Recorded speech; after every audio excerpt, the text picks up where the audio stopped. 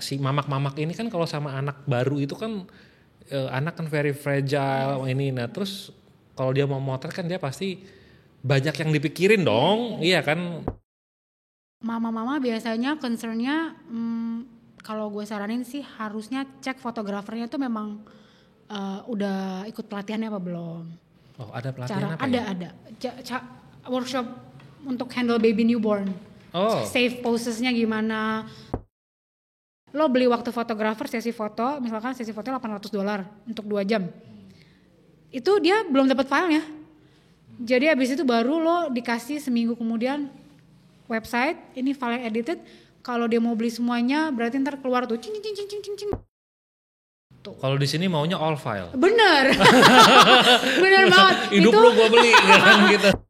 Welcome to the Super Mario Show, and super inspiration is the name of the game. Power up! Ritar, our award-winning newborn photographer ya, benar nggak? Benar. Menang awardnya banyak ya? Lumayan. Nah gue tuh ngikutin lo udah lumayan lama ya, jadi soal pemain newborn kan jarang banget nggak sih di Indonesia? Sekarang udah banyak. Oh sekarang banyak ya? Waktu gue mulai, kayaknya baru gue deh. Lo berapa tahun dah? 14 tahun ini. 14 tahun? 14 years. Gila, lo foto anak lo sendiri gak? Enggak. Pemicunya karena itu. Oh gitu? Apa tuh pemicu itu? Karena anak gue fotonya ya ala kadarnya ya, kayak kita zaman dulu ya, yang habis mandi telanjang di foto. Terus tiba-tiba lagi browsing, ada foto newborn di Amerika tuh keren banget, namanya BBS Art. Pas lihat, wow keren banget gitu, gue harus foto anak gue kalau hamil anak kedua. Ternyata nggak hamil-hamil. Yeah. Jadi itulah penyebabnya. Suaminya gimana nih nggak hamil-hamil istrinya nih? Kerja nggak suaminya? Emang lu dulu apa sih background lu fotografer apa sih sekolah kalau? Kalau sekolah gue S1 komunikasi di UI. Okay. Ada mata kuliah fotografi tapi cuman satu mata kuliah, cuman 3 SKS lah, kayak cuman pengenalan doang. Waktu kuliah nggak kecantol sih sama dunia fotografi, lebih ke advertising and PR-nya yang gue suka. Terus kerja di bank, nyasar lagi kan. Oke. Abis kerja di bank nggak suka, gue pindah ke NGO anak-anak. NGO apa sih? Non-governmental organization, LSM lah ya bahasa Indonesianya. Oke. NGO urusin anak-anak berkebutuhan khusus, Helen Keller Indonesia. Urusin anak berkebutuhan khusus, misalnya kayak blind, terus bisu atau tunadaksa gitu, atau autis gitu. Nah, itu gue urusin lah ya, semuanya gue urusin dari payung hukumnya, sekolahnya biar nerima kuota anak-anak berkebutuhan khusus gitu-gitulah. Nah, hamil. Kebalik, belum. Kawin dulu.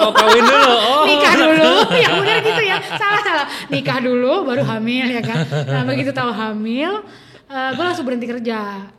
Fokusnya, gue mau kehamilan gue sehat lah gitu. Anak gue lahir.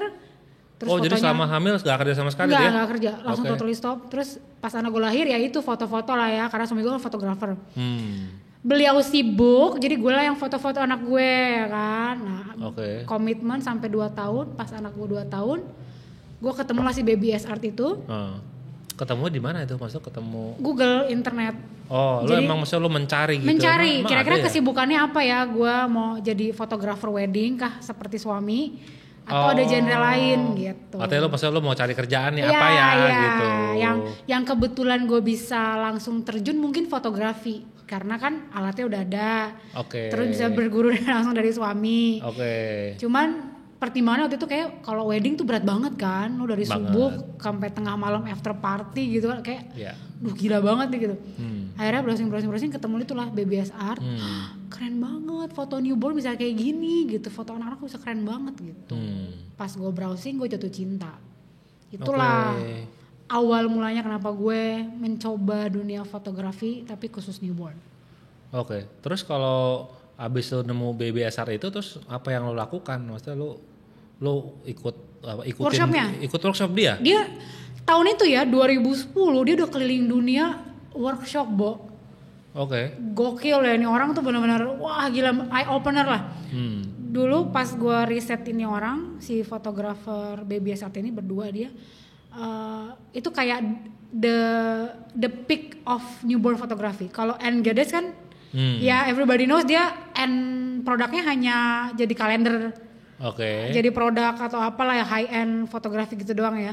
Ini kalau si Baby S Art ini klientelnya gila banget. Sekali sesi tuh bisa 4.500. 2010 ya.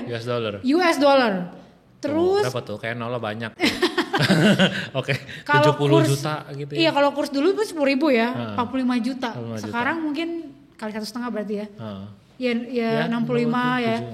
Terus wah gila, this is a very good business gitu kan. Kayak bisa dijual semahal itu gitu. Terus gue riset dia bikin workshop. Gue ikutin lah.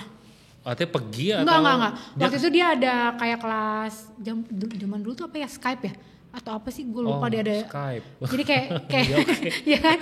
Pokoknya ada dia kelas online, gue ikut 2. Abis itu gue ikut kelas bisnisnya tapi beda fotografer. Jadi gue ada riset lagi buat secara bisnis.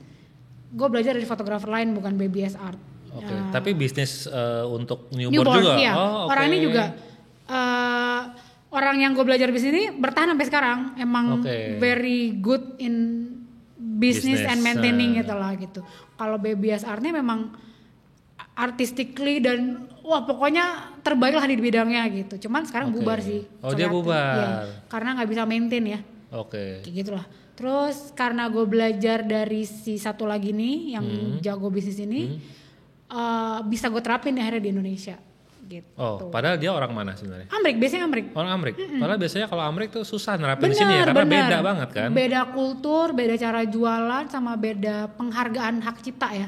Yes, exactly. Kalau di Amrik yang gue belajar itu, semua hak cipta punya fotografer. Jadi klien itu nggak terima file. Ya. Ketika lo selesai syuting foto, lo akan terima link website. Lo akan lihat nih. Jadi raw file nggak dapet. Dia akan dipilih nama fotografer, diedit sama dia sekitar satu galeri bisa 45-60 foto. Kalau lo suka baru lo beli. Kalau nggak beli nggak apa-apa. Beli dapetnya file apa cetak? Tergantung paket. Dia mau ambil file doang atau lo mau sekalian album atau mau sekalian kanvas gitu. Jadi sistemnya adalah lo beli waktu fotografer sesi foto, misalkan sesi foto $800 untuk 2 jam. Itu dia belum dapat filenya. Jadi habis itu baru lo dikasih seminggu kemudian website, ini file yang edited. Kalau dia mau beli semuanya berarti ntar keluar tuh cing gitu kan. dolar gitu. Ya kan? Terus terakhir di bill, nih total lo sekian gitu. Makanya dia bisa jual sampai 4.500 gitu. Makanya fotografer di luar negeri kaya raya ya. Benar. Karena file hak dia. Dia tidak boleh mencetak di tempat lain. Gitu. Jadi hak ciptanya di dia. Rights di fotografer. Wow. Gitu. Kalau di sini maunya all file. Bener.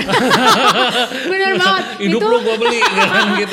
Kayak gue udah bayar udah mau dapet semua file lah. Jadi waktu awal-awal tuh gue terjun ke dunia ini, gue tertampar kenyataan. Jadi kayak, oh gini ya. Jadi gue adaptasi, gue adjust lagi. Ternyata gue harus begini. Tapi gimana caranya dapet sweet spot?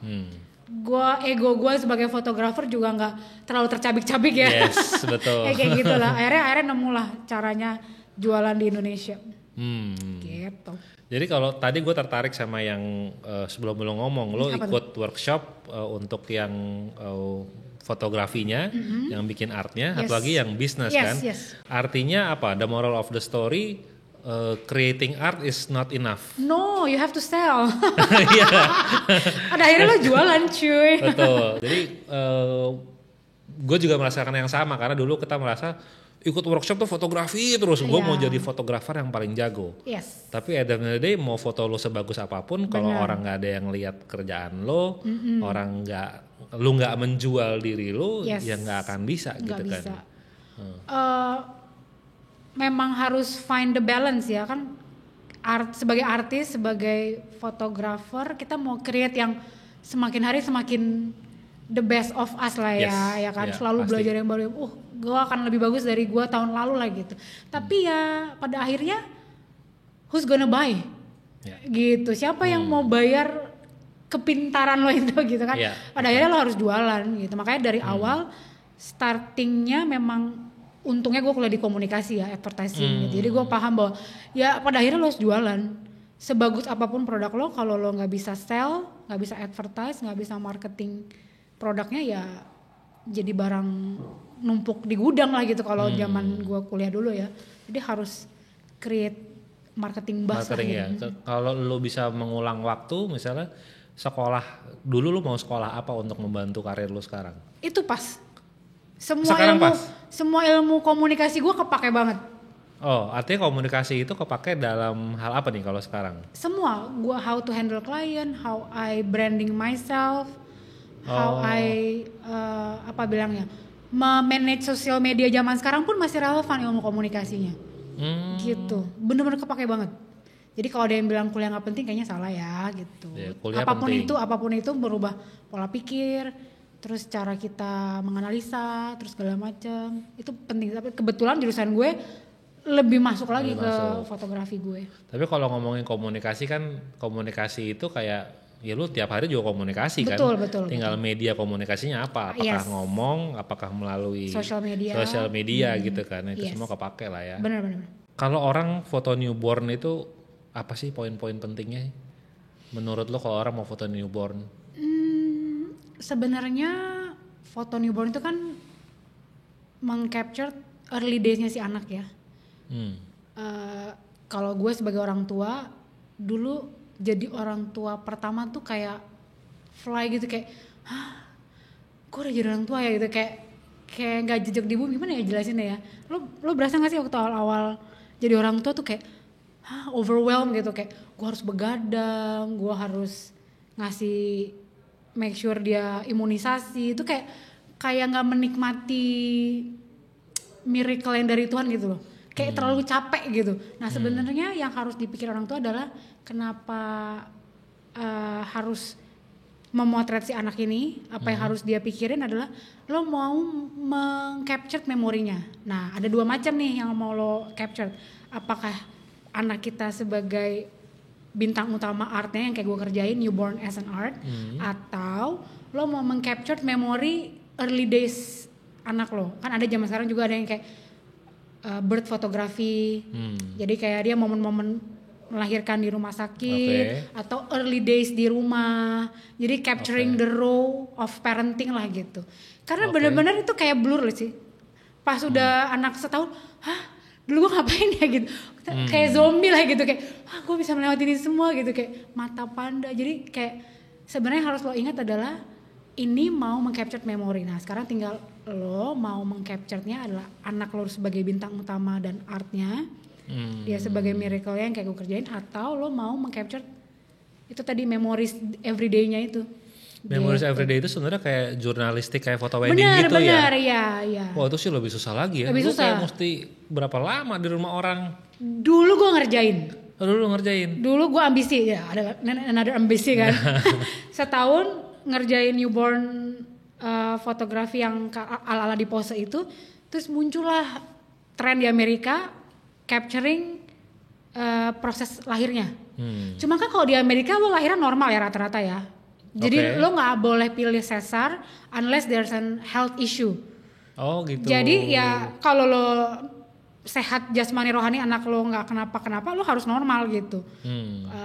Jadi ya rata-rata yang difoto itu semua lahiran normal. Yang gue lihat ya, yang si fotografer Amerika ini. Terus dia capture tuh, aduh gila keren banget, bener-bener wah magical lah gitu, bener-bener raw yang keluar dari vaginanya gitu, terus yang pertama kali digendong mamanya, bapaknya, pokoknya benar-benar capturing the emotion very very good gitu. Terus gue mau bikin ini di Indonesia. 2012 gue tawarin klien gue, return klien gue bilang kalau lo book newborn gue ya buat anak kedua gue hadiahin ini nih gitu. Terus ternyata hidup lo kayak objin, kayak nunggu callingan, udah bukan 5 nih gitu. Tapi kalau itu jam 2 pagi gimana? Jadi gue kayak, kayaknya enggak ya gitu. Karena gak bisa jual mahal juga. Gak bisa dijual kayak di atas 15 juta tuh gak bisa. Jadi kayak gue coba trial and error, orang kayak gak mau spend that much of money untuk capturing ala-ala si bule itu. Jadi gue bilang kayaknya enggak deh, kayaknya hidup gue lebih berharga daripada gue nunggu koli. Kalau objek kan dibayar mahal ya. Kalau gue ya masa waktu gue nggak dihargain gitu. Dan jadi akhirnya gue nggak bisa jalan-jalan kan, nggak bisa. Misalkan gue mau liburan kemana, tapi saya HPL-nya lahirannya antara tanggal segini sama segini. Kalau normal kan bisa maju bisa mundur. Kalau lagi di Singapura kan mati lah gue gitu. Jadi akhirnya gue cuman pernah nyoba 3 kali klien gue yang memang newborn yang gue foto. Abis itu gue decide kayaknya enggak deh gitu. Tapi sekarang sih menjamur ya. Oh banyak yang melakukan itu? Banyak ya? Banyak. Iya soalnya itu menurut gue untuk foto yang seperti itu nggak semua orang bisa appreciate juga, ya kan? Kalau orang Indonesia kan foto cantik banget senangnya. Iya. Ibarat kalau lomba-lomba fotografi kan juga banyak yang kayak salon foto kan itu yang settingan, beautiful lighting, maunya gitu kan ya. Ya that's why yang lu punya yang itu namanya newbornnya apa yang art ya, as an art ya. Iya. Yang itu yang banyak lebih banyak yang beli lah gitu. Banyak beli ya.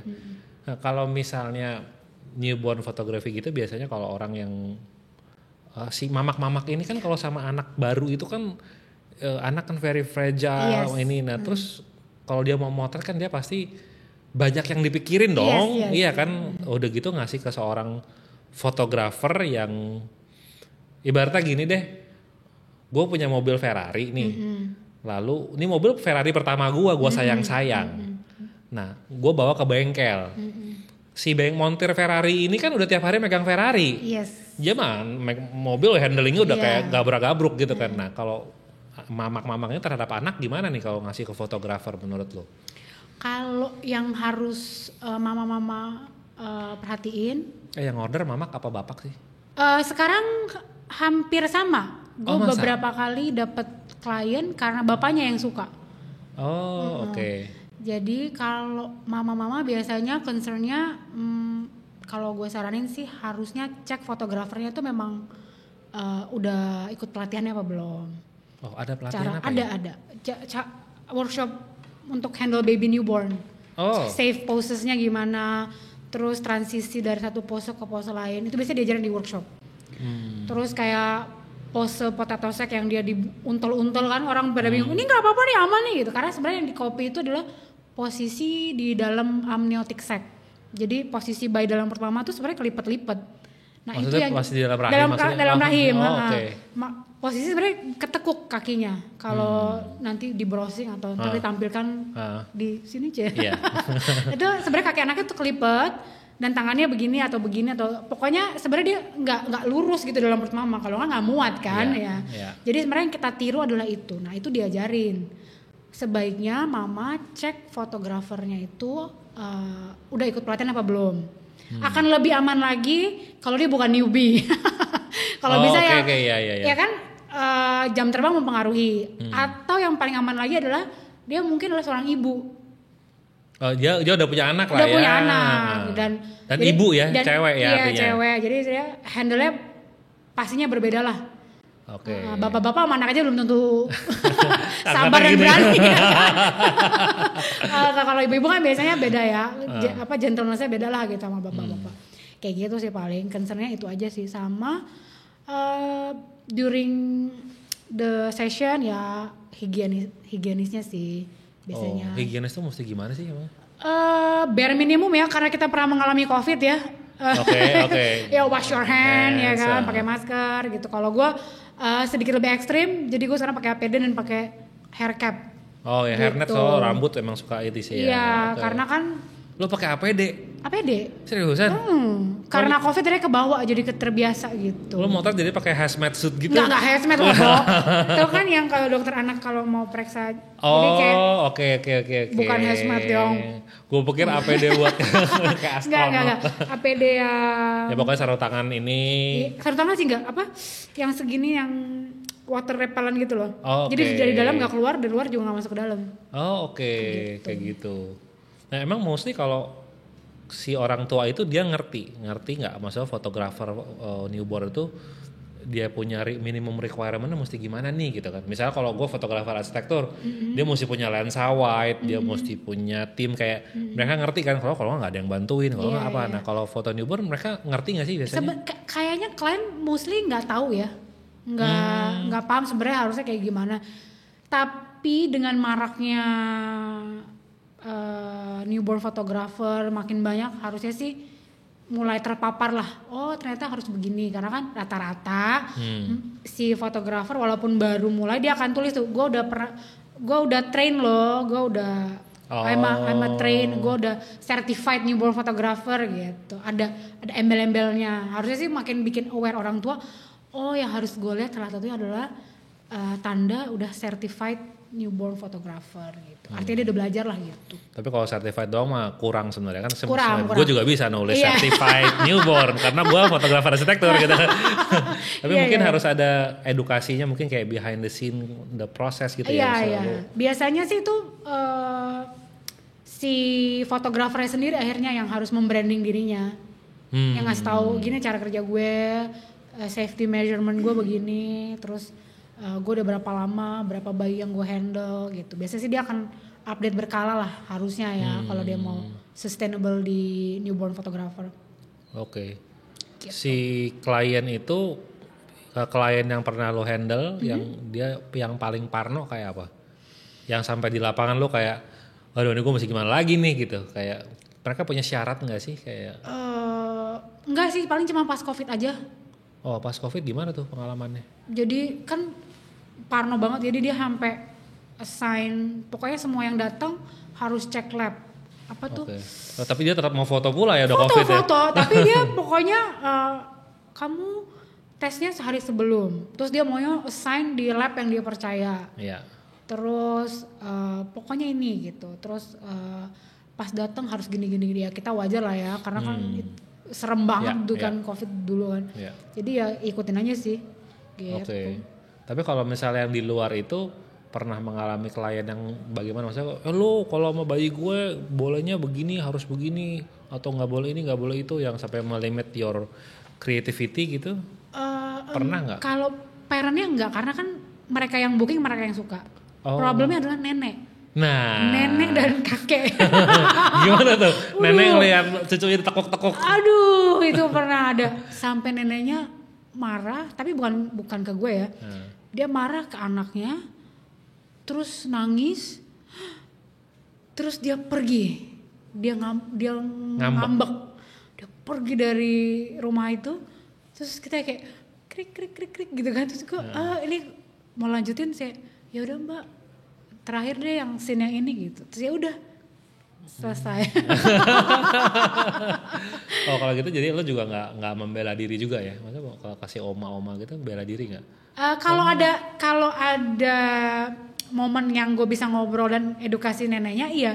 Cuman kan kalau dia udah dan keluar tanduk, gue nggak bisa approach neneknya ya, karena udah gitu.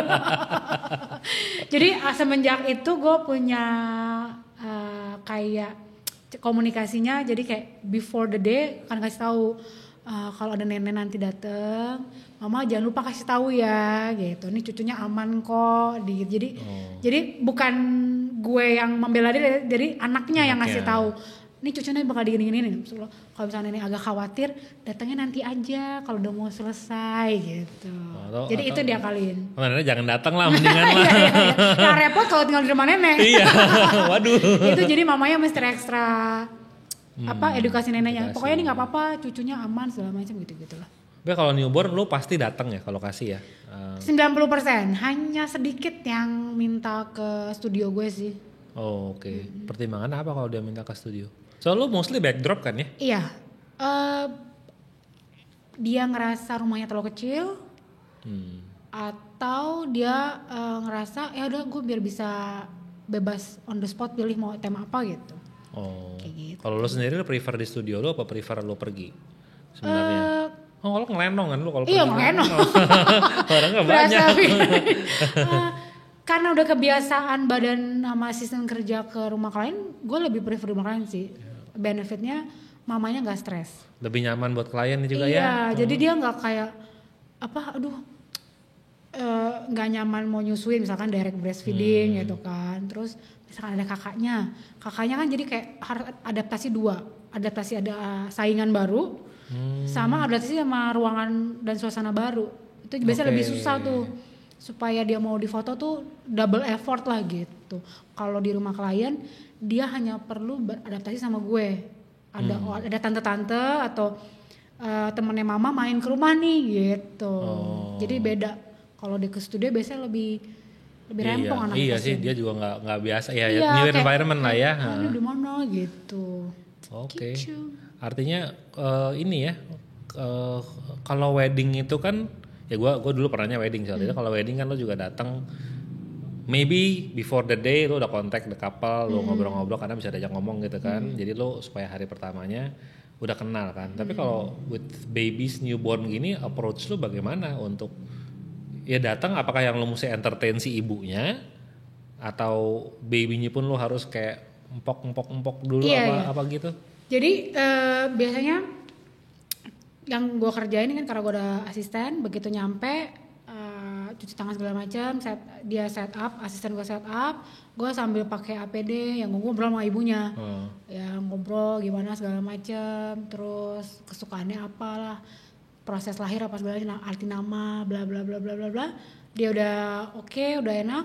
Terus anaknya biasanya kalau direct breastfeeding sambil dia susuin, atau kalau ada botolnya gue yang kasih botolnya. Gitu. Sambil disusuin nggak foto dong maksudnya kan? Enggak. So buat nenangin anaknya. Nenangin anaknya ya. Begitu udah nyaman, anaknya udah kenyang, baru gue mulai foto. Gitu. Sebenarnya yang perlu dijaga itu sebenarnya cuma bayi newbornnya kenyang sih, cuma itu doang. Lo maunya dia tidur ya? Iya, tidur nyenyak. Artinya lo milih jam juga nggak waktu datang? Kalau motretnya jam sekian karena si bayi biasa tidur jam sekian. Selalu disarankan pagi hari abis mandi pagi. Cuman kan ritme setiap rumah beda-beda ya. Ada yang gue baru bangun ntar anak gue jam 10 baru gue mandiin jam 10:30 gitu. Biasanya gue ngikutin ritmenya si bayi everyday sesudah pulang dari rumah sakit sih. Tapi selalu disaranin sehabis mandi pagi. Biasanya kalau mandi pagi kena air, disusuin tuh deep sleep-nya banyak. Gitu. Kecuali kasus-kasus tertentu yang aku mau nunggu kakaknya pulang sekolah gitu. Ya itu disesuaiin. Sebenarnya ada susu aman. Dan kalau motret newborn itu idealnya berapa hari setelah lahiran ya? Selalu disaranin 5-14 hari. 5-14 hari. Itu alasannya karena naik berat badan belum terlalu banyak. Jadi biasanya kalau anak newborn itu dari dia lahir sampai keluar rumah sakit biasanya turun berat badan 10% maksimal. Abis itu akan dikejar dokter supaya naik minimal seperti berat waktu lahir atau lebih dikit gitu. Nah itu biasanya kondisi dia masih inget dalam perut mama. Ya jadi itu masih bisa inget ditekuknya, masih bisa deep sleep-nya banyak. Nah kalau udah lebih dari 14 hari biasanya gain weight-nya udah banyak. Perutnya udah agak buncit, pahanya udah menul-menul gitu kan. Menul tuh kayak ngelipet-lipet yang gitu. Kayak udah mulai berisi, kayak balon berisi gitu kan. Nah itu kalau ditekuk, kalau yang naik berat badannya lumayan tinggi agak nggak gitu. nyangkut ya. Iya. Biasanya maksimalnya itu 1,5 bulan dengan beberapa catatan, dan mamanya biasanya harus rela dikasih susu dalam botol gitu. Harus rela dikasih susu dalam botol. Ada mama-mama yang idealis. Yang saya hanya mau direct breastfeeding, anak saya tidak boleh kenal botol gitu. Ada yang kayak gitu. Tapi kalau dia idealis ya sebaiknya jangan lebih dari sebulan lah gitu. Karena nggak bisa. Pasti nggak nyenyak tidurnya. Maksudnya tadi kalau udah lebih dari 14 hari pun dia mau direct breastfeeding juga nggak apa-apa dong? Boleh kan? Nggak masalah. Tapi catatannya itu kalau jam terbangnya 14 tahun kayak gue ya. Tapi kalau masih belum, better save-nya ya di bawah 14 hari lah gitu. Gitu. Gue nggak connect kalau misalnya di atas 14 hari kan susah ditekuk maksudnya. Iya. Tadi hubungannya sama susu botol sama direct breastfeeding apa? Karena kalau dia terganggu, jadi kalau udah 14 hari itu minumnya lebih banyak. Ya kan? Terus kalau dia direct breastfeeding tuh nggak jelas susunya mama sebelah kiri lagi berapa banyak, yang kanan berapa banyak gitu. Kadang-kadang baru sedikit, kita pikir udah nyak, kita tekuk, ternyata belum. Bangun lagi gitu. Kayak gitu. Jadi kenapa gue nggak saranin newborn photographer yang jam terbangnya belum banyak, belum tinggi. Kalau bisa di bawah 14 hari aja handle-nya gitu. Kayak gitu sih. Jadi kalau lo yang udah gue udah tahu salahnya. Udah lebih experience. Artinya lebih dari 14 hari pun lo bisa. Artinya lo bisa ngerok duit lebih banyak. Betul. Intinya itu. Gitu. Oke, keren. Nah, terus si fotografi itu kan sebenarnya bisa dibilang adalah sebuah kebutuhan tersier ya. Yes, betul. Apalagi newborn photography itu sebenarnya super tersier. Bener. Bilang perlu mah nggak perlu, gitu kan. Nah, bagaimana lo bisa meyakinkan klien untuk mereka foto gitu ya? Sampai sekarang nih kan lo klien lo banyak banget, ada profilnya juga yang udah tinggi kan, yang lo handle gitu. Ya, bagaimana lo bisa meyakinkan mereka bahwa ya this is important gitu? Gimana ya, brandingnya sih gue kalau gue nggak berusaha meyakinkan orang untuk booking gue sih, tapi kayak yang gue present every day di social media, di website, terus di semua platform lah yang bisa gue jangkau, itu adalah the importance of memory. Kebetulan gue punya bukti sendiri, anak gue 16 tahun, jadi gue bisa selalu reflect, gila time flies loh.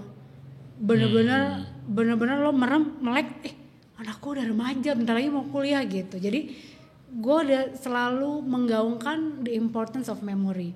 Kenapa newborn itu penting banget? Karena ya fase dia bener-bener keluar dari perut dan mengubah hidup kita sebagai orang tua ya di early days itulah gitu.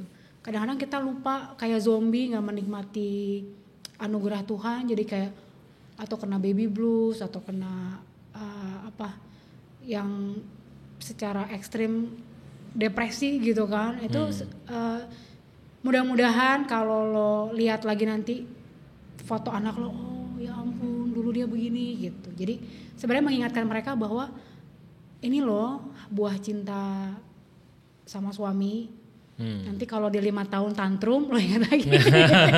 Ya, oh iya ini anak yang gue inginkan, yang gue doakan, yang gue kandung gitu kan, biar gak keluar tanduk banget gitu. Kayak gitu-gitu sih. Jadi kayak mengingatkan inilah buah hati yang udah susah payah lo kandung dan lo doakan dan lo usahakan lah gitu, intinya gitu sih. Artinya cara menikmatinya itu ya memang lo harus foto kan. Setelah lo foto itu kan memang hasilnya tidak lu dapatkan sekarang. Mungkin sekarang lu foto ya it's an artwork, it's good.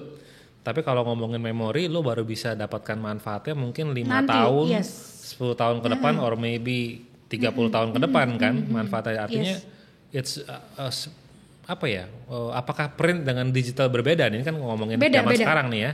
Zaman sekarang kan mostly orang foto ya udah digital, taruh di iPad or whatever, udah gitu kan. Tapi orang zaman dulu kan print. Menurut lo gimana tuh pertimbangan antara digital and print sekarang? Kalau gue selalu dalam paket gue ada print. Oh ada print. Iya, jadi beda rasanya memang. Jadi kenapa bilangnya newborn as an art? Karena ya hasilnya kan lo pajang di rumah gitu. Jadi servis gue adalah selalu nanya, mama kira-kira mau pajang di mana? Di kamar anakku gitu kan. Anakku kamarnya misalnya tema nursery roomnya animals gitu. Oh warna tim colornya apa? Abu-abu. Oh kita siapin dia jadi koala atau jadi apa yang matching with the whole nursery team gitu. Atau misalkan rumahku gayanya bohemian nih mbak gitu kan. Aku mau pajang di ruang tamu bohemian, misalnya kayak colorful, lebih cheerful gitu, warnanya warna-warni gitu kan. Ya gue siapin yang bisa match the interior gitu. Jadi makanya it's an art karena lo akan pajang gitu. Jadi beda sih rasanya. Kalau si BBS Art yang gue idolakan banget itu, dia print bisa sampai 9. Sampai 9 foto 9 kanvas gitu dia atur, misalkan kayak lo mau pajang berapa? Oh dia akan bikin ini layout nih kalau 9, ini kalau 6, ini kalau 3 gitu.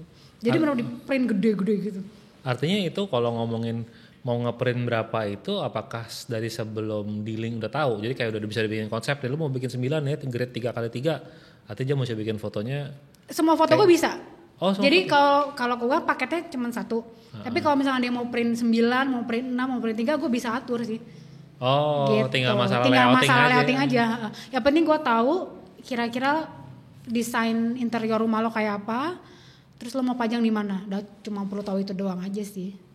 Gitu. Jadi emang komunikasi dari depannya juga udah penting ya, supaya lo bisa tahu temanya disamain gitu. Soalnya kalau digital kan ya udah ya kali naruh di mana. Instagram, mama Jensi, mama Jensi penting. Ada Instagram anaknya langsung kan ya. Langsung. Mbak kalau bisa di-mention ya anak saya gitu. Iya betul. Requestnya apa begitu ya? Ada. Oke. Jadi kalau upload jangan lupa tag saya ya gitu. Udah beda zaman. Beda zaman. Lu punya props itu juga artinya by request. By request. Soalnya gue liatin kan ada yang mobil, artinya bapaknya suka mobil atau begitu. Artinya mobilnya lu beliin dulu. Iya, dicari mobilnya. Wow, PR juga ya. PR. Yang paling susah nyari props apa? Yang pernah lu inget? Apa ya? Ini requestnya susah banget nih gitu kan. Atau lu bikin apa beli sih? Bikin sih, kalau misalnya mentok, misalnya gue nggak bisa beli jadi barangnya, kayak ya bikin sih. Prakarya ya jadinya. Prakarya. Gile. Sampai seniat itu, artinya persiapan lu untuk bikin props aja berapa lama tuh sebelum persiapan? Minimal 3 minggu kali ya. Karena gue mesti siapin bajunya, ngejahit, cari inspirasi set propnya kayak apa aja yang mesti gue bikin gitu. Jadi idealnya sebulan aman lah ya buat booking gitu ya. Jadi kalau buat anak ketiga gue nanti gue sebulan di muka gitu kan. Masih mau lagi. Ya soalnya kalau kayak gue kan ditelepon hari ini besok berangkat mah bisa gue udah siap gitu. Kalau lo harus bikin ya. Iya. Kecuali dia tema-tema yang udah ada atau dia mau ya udah yang udah ada aja deh gitu. Kalau itu bisa. Lo punya koleksi juga artinya. Punya. Iya. Misalkan dia lihat ada yang kemarin pernah bikin tema raja Inggris gitu kan. Ya udah itu aja deh gitu. Itu bisa. Lo tinggal berangkat. Ada yang mau sama artinya? Ada. Oke. Ya itu of course cost untuk itunya juga turun kan gitu ya. Kalau gue servisnya sama aja sih. Servisnya sama. Mau baru mau lama gue akan membawakan semua. Oke. Gitu. Jadi artinya dalam satu kali session aja lo mau props berapa banyak gitu bisa gitu ya. As long as in your working time frame gitu kan. Betul. Keren banget. Sekarang kan lo bilang pemain newborn fotografi udah banyak nih. Yes, banyak. 10 orang lewat? Lebih kayaknya ya. Lebih ya? Di Jakarta udah banyak banget. Mostly cewek, cowok yang lo tahu? Ada cewek, ada cowok, ada yang suami istri kayaknya juga ya. Suami istri lumayan itu ya, bagus juga ya kalau itu ya. Nah terus bagaimana lo bisa keep yourself on top of the game? Ya of course di luar lo punya 14 years of experience ya gitu. Menurut lo kan ya lo pasti lo punya harga juga sudah ada value tertentu. Tapi kan kalau misalnya pemain baru kan pasti bermainnya kan di bawah kan. Orang pasti akan punya opsi kan. Nah tapi gimana caranya supaya orang rela mau ke lu gitu. Ngapa pokoknya gue maunya ritar gitu. Yang menurut lo yang lo dapat sampai sekarang lah gitu ya. Why people still prefer you? Karena gue nya kali ya, karena personal brandingnya kali ya, karena memang the person, karena seneng gibah gitu ya. Bisa jadi, sahabat gitu. Bisa jadi. Tapi memang karena gue maunya Daniel Ritarnya gitu. Kecuali yang mau buy small bites, gak apa-apa deh sama associate, gue juga ada associate. Maksudnya kayak brand small bite-nya, gak apa-apa deh versi lebih paket hematnya gitu. Itu juga ada untuk meng-cater itu gue ada. Tapi kalau yang mau booking gue biasanya karena memang aku maunya hasil karya Ritar gitu.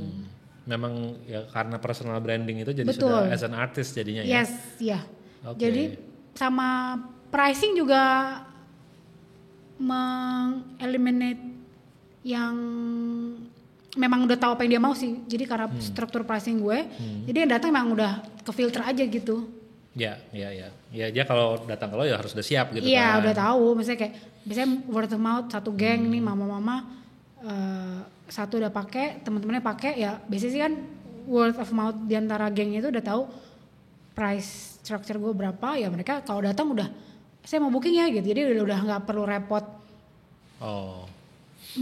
edukasi lagi gitu ya. Kayak mesti pitching itu enggak. Jadi memang biasanya inquiry masuk ya mostly deal lah gitu. Pernah di pitching? Gue waktu awal-awal Mar. Di pitching tuh gue suruh ketemu dia. Kita udah peringatkan jangan gitu kan. Boleh ketemu nggak, mau ngobrol gitu kan. Terus gue iseng lah, coba deh gitu. Tuh kayak tahun ketiga ya nggak salah. Ketemulah gue, ya kan, janjian nih. Ternyata dia mau nawar. Ya itu gue nggak lagi deh.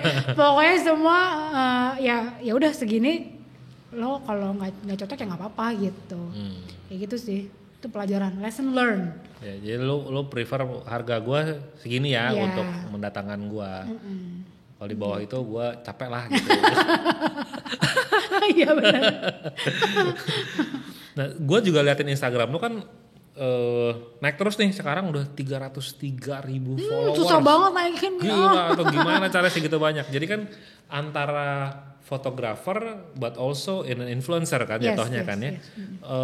Itu menurut lo berhubungan gak sih antara menjadi profesi lo sebagai fotografer dan dengan punya followers banyak itu, apakah cuma membantu lu untuk mendapatkan klien lebih banyak, atau lu juga di hire as an influencer, artinya lu mewakili sebuah brand atau mengiklankan sebuah brand tertentu gitu?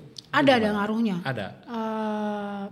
Brand kamera yang udah pasti kan. Habis itu ada brand yang berhubungan anak-anak. Gua 5 tahun berturut-turut kayak ada kerjasama sama satu brand sabun anak kecil gitu. Itu ada. Terus sama baju anak-anak. Terus jadi juri lomba foto anak-anak gitu. Terus oke lah gitu buat beli pupuran bedak mama. Jadi itu sebenarnya kayak jadi nambah income stream ya. Bisa dari motret atau jadi juri atau jadi ambasador apa gitu ya. Terus gimana caranya sih apa gitu, gue mau ikut. Si jauh banget gue anjir. Sebenarnya lo udah 100k belum sih? Baru 100k. Iya. Udah bisa sebenarnya kan? Jadi makro influencer? Ya nggak tahu gue, yang datang sih banyak, nanya PL doang, tapi nggak pernah gue hanya menunggu, ada nggak ayah sini gitu. Kalau gue memang nggak openly state gue influencer yang terima posting berbayar ya. Jadi memang yang dibeli adalah kredensial, karena gue profesional di bidang fotografi anak-anak dan gue branding diri gue adalah seorang ibu yang paham pendidikan dan kesehatan makanan anak, jadi ya brand yang inline yang kayak gitu. Gitu sih. Gitu. Jadi lo nggak milih ya, maksudnya ya yang tiba datang apa? Milih. Tetap filter ya? Iyalah. Kalau misalkan tiba-tiba gue disuruh promosiin, pernah ada yang datang nih, boleh nggak kita endorse atau kita minta mau bayar di feeds produk pelancar ASI. Gue gak bilang, sorry gue gak menyusui gitu. Udah habis gitu. Yang ada jadi yogurt gitu. Itu akan gue jelasin, gue gak terima gitu. Tapi kalau kayak Pampers, kita mau kerja sama co-branding sama Pampers, mereka mau gak ya? Oh ya boleh gitu. Kayak gitu sih. Lu gimana ininya kalau Pampers? Kan bisa gue pakein ke klien pas kerja. Gitu. Soalnya kan anak lu udah gak pakai Pampers kan, jadi pas kerja lu kasih tahu gitu ya. Ini kalau kayak disuruh testimoni nambah pelancar ASI ya gue tolak. Susu Prenaga juga, sorry ya gue enggak gitu. Kayak gitu. Lu punya personal goals saat ini apa? Ya, bisa in life or maybe in your business, nggak tahu apa sih yang lu menurut lu sekarang? Kalau sekarang, dulu kalau ditanya 5 tahun lalu gue mau jadi photographer of the year-nya NAPCP. NAPCP, National Association Child Photography, based di Amerika. Itu yang gue beberapa kali menang award-nya. Dulu ditanya kenapa lo mau jadi photographer of the year di NAPCP? Karena dia akan pajang photographer of the year-nya itu di Times Square New York ya kan. Tapi begitu orang Indonesia banyak yang pajang di sana, cuma tinggal bayar doang. Pernah nggak gitu? Ada bayarannya lo. Jadi kita cuma bayar sejam dipajang, terus kita foto gue di Times Square New York loh, itu bisa. Jadi buat konten bisa? Bisa. Gue jadi kayak kayaknya udah nggak prestis lagi gitu. Tapi mungkin photographer of the year-nya tetap pengen. Abis itu gue ada mimpi mau bikin conference-nya mama-mama sih. Dulu gue pernah bikin sekali, yang datang cuman ratusan, terus pengennya sih kalau bisa 1000-an. Gitu. Tuh, conference mama nih buat apa nih tujuannya? Edukasi soal makanan anak, MPASI-nya anak, 1000 hari pertama anak, Golden Year, program pemerintah mengentaskan stunting. Abis itu di saat yang conference yang gede ini mimpinya ya, mau edukasi soal lo harus plan soal budget pendidikan anak-anak. Karena kan makin lama makin mahal ya gitu. Terus abis itu mau kasih tahu soal parenting yang baik lah, karena kan lawannya sekarang digital ya. ABG face kan, kalau dengar kasus ganjang gunjung puber anak-anak tuh bisa meledaknya itu gila lah gitu kalau kita salah handle pada saat dia dari kecil sampai menjelang preteen lah gitu. Nah itu sih mimpi gue, tapi entah kapan terwujud. Mungkin ada brand yang mau. Tahun berapa? Mas tahun ini, tahun depan? Tahun gitu? Depan lah, ngomongin tahun ini lah. Tahun depan ya tahun depan atau 2026. Pengennya sih lebih dari 1000 lah gitu. Itu gitu. Mulia lah ya, itu mah misi yang mulia lah. Mulia dan edukasi cuan. Itu mulia sambil cuan. Jadi Ritar itu brandnya Small Bites ya, Small Bites by Ritar. Ada juga sekarang ada associate juga ya. Oke, jadi buat yang mau cari newborn photographer bisa langsung browse di Instagramnya nanti.